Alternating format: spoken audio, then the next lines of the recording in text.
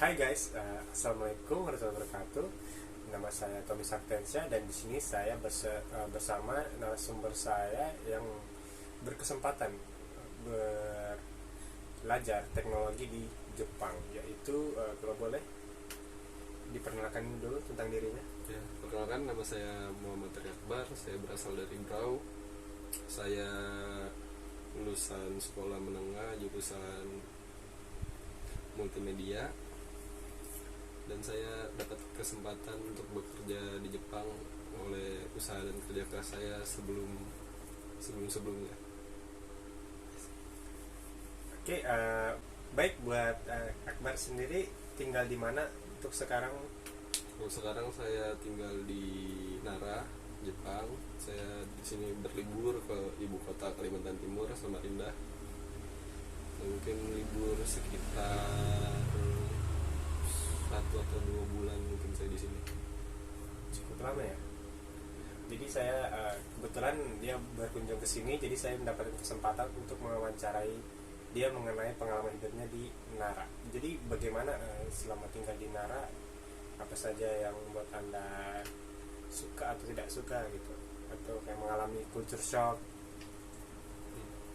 Jadi pengalaman saya selama tinggal di Jepang yang sangat saya sukai adalah tempat yang sangat bersih dan ideal untuk dijadikan tempat hidup. Dan yang sangat saya tidak sukai di situ adalah sifat individualisme antar sesama manusia. Dalam artian bertetangga. Kalau kita di Indonesia ya, sebelum saya ke Jepang itu kita bertetangga, saling tegur sapa, saling antar makanan kalau ada acara atau apa bagaimana. Sedangkan kalau misalnya kita di Jepang, bertetangga itu sudah urusan masing-masing, mau tetangganya seperti apa, asal tidak mengganggu tetangga yang lain itu tidak masalah bagi mereka.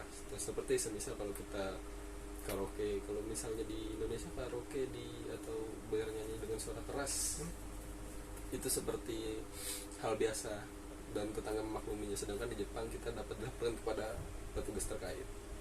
Jadi polisi di Jepang tuh lumayan warga di Jepang tuh lumayan sensitif ya terhadap kenyamanan mereka ya. Iya. Jadi mereka kadang suka melaporin gitu.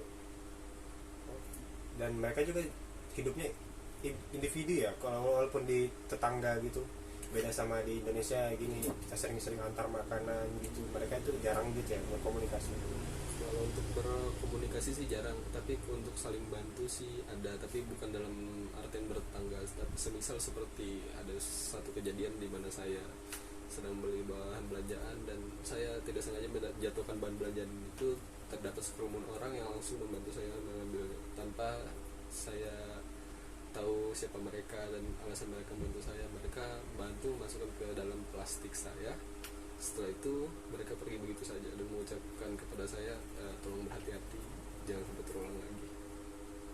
Jadi mereka ini cukup perhatian juga ya sebenarnya. Ya, bisa dibilang begitu. Yang sedikit saya tahu tentang Jepang, mereka ini cukup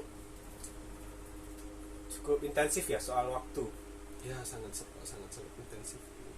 Anggaplah seperti kalau kita terlambat 5 menit itu sudah memang terhitung sangat terlambat. Jadi kita harus tepat waktu dan jangan juga kita terlalu cepat datang, terlalu lama datang, itu seperti tidak sopan lah di situ. Jadi kita harus datang sesuai waktu yang telah ditentukan.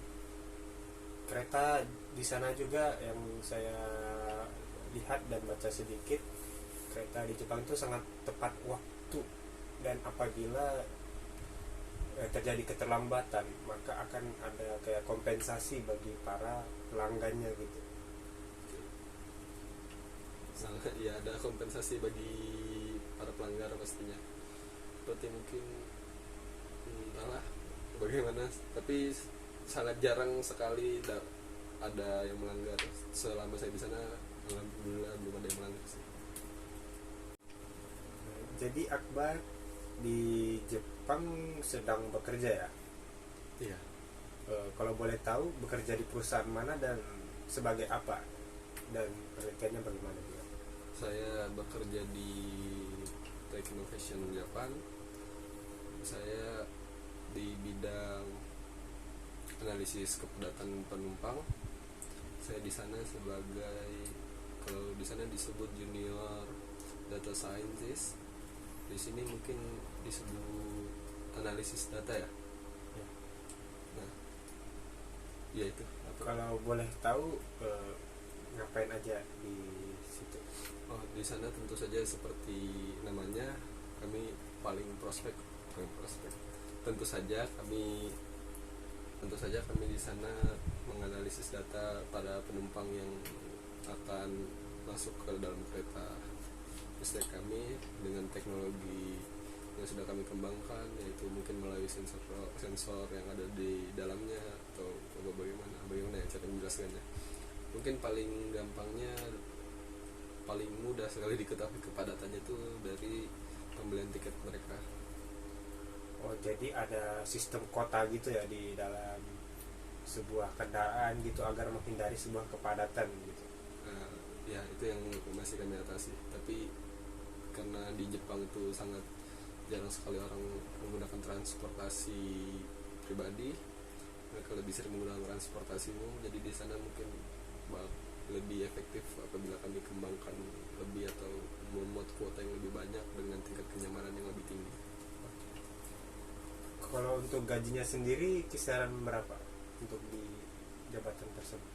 Kalau gaji di sana tuh terhitung per bulan saya kira-kira itu 300.000 yen atau sekitar 25 atau 27 juta mungkin kalau dirupiahkan. Lumayan tinggi ya untuk sebuah itu. Berarti untuk tempat tinggal sama makan gitu bagaimana di sana untuk biaya sehari-harinya? Kalau tempat tinggal di sana sudah disediakan oleh perusahaan, dan juga makan sudah disediakan oleh perusahaan. Kami tidak dilarang untuk makan di luar, tapi dihimbau bahwa kita harus mengurangi makan di luar, karena yang di luar dapat meningkatkan resiko kita terkena penyakit apa seperti itu. Oleh karena itu perusahaan yang memegang alih dari tempat tinggal sampai dengan makan kami, makan disediakan perusahaan sesuai dengan kebutuhan dan porsinya tentunya. Jadi ditanggungnya gitu, Diperhatikan lah rasanya. wah itu enak banget sih kalau kayaknya tadi punya perusahaan yang kayak menanggung kehidupan karyawannya gitu. Mau ikut ya? Pakai visa tuh. Bisa, belum ada duitnya. Nggak harus dulu lewat agensi bisa. Agensi.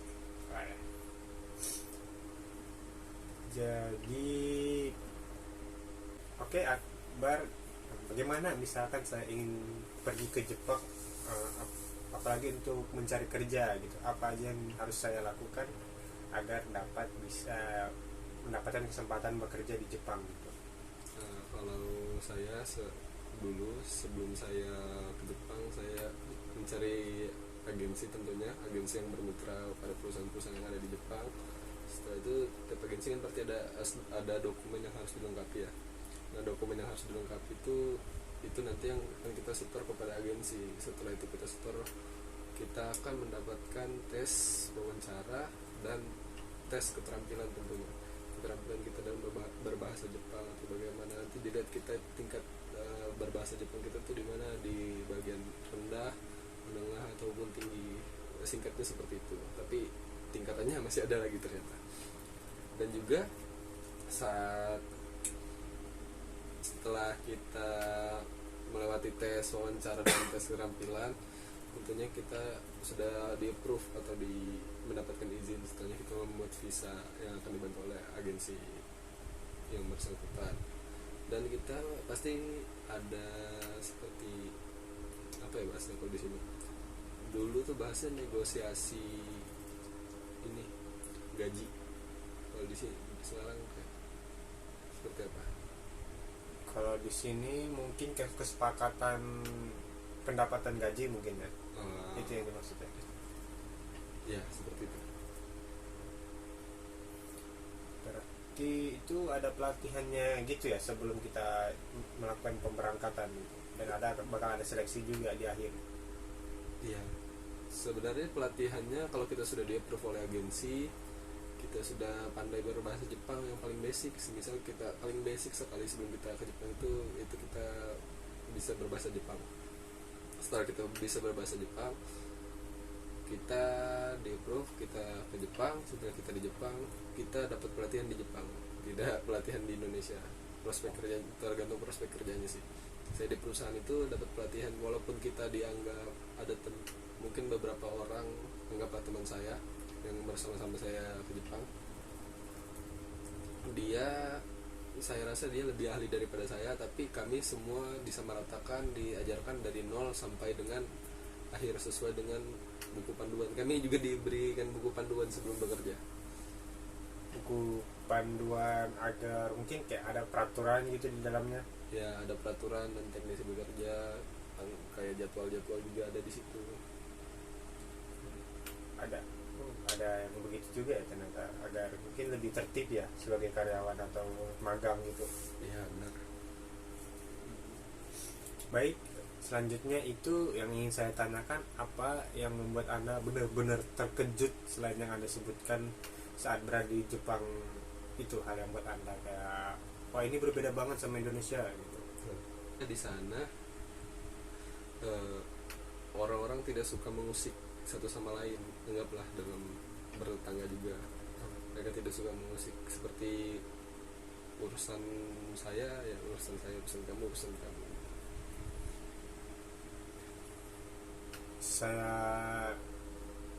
sedikit baca dan lihat di beberapa video orang yang sedang vlogging di Jepang juga, mereka cukup bingung nih terhadap toilet yang sangat modern tuh. Apakah Anda pernah merasakan juga waktu bekerja di Jepang gitu? Ya, benar sekali, karena seperti konsol di game. Anda tahu konsol di game? Ya, konsol Itu toilet seperti banyak sekali tombol, ada tombol airnya, ada tombol. Terus kalau di Indonesia kan hanya satu tombol yang untuk menguras air kecil sama air besar gitu kan. Di Iya. Indonesia. Sedangkan di Jepang itu banyak sekali, ada air yang menguras ke dalam, ada yang meluncur keluar, ada juga yang mengeringkan. Saya juga sebenarnya masih kurang paham dengan penggunaan toiletnya, tapi saya tetap menggunakan seperti yang orang Indonesia biasa gunakan. Walaupun saya sudah lama di situ, saya menggunakan yang tombol air besar. Tetap menyamaratakan apapun yang Anda keluarkan di situ ya. Saking bingung. Kok ini sensitif banget ya? Ya. Kok ini sensitif banget ya? Ya, sorry ya. Soalnya ini pengetahuan buat kita semua kan. Iya. Pokoknya kalau sudah di Jepang, mencari tombol yang ada gambar air beralam itu sudah pasti tempat pembuangan yang tepat. Tenang kok, di Jepang ada juga semprotan buat kita yang Indonesia bisa menggunakan air ya kan, tidak menggunakan tisu. Sangat fleksibel. Sangat disediakan semua berarti untuk modernisasi di Jepang itu sangat tinggi berarti ya. Sampai toiletnya itu bertombol-tombol. Saya pun heran apa aja isinya gitu tombol. Yang saya lihat di video orang vlogging gitu.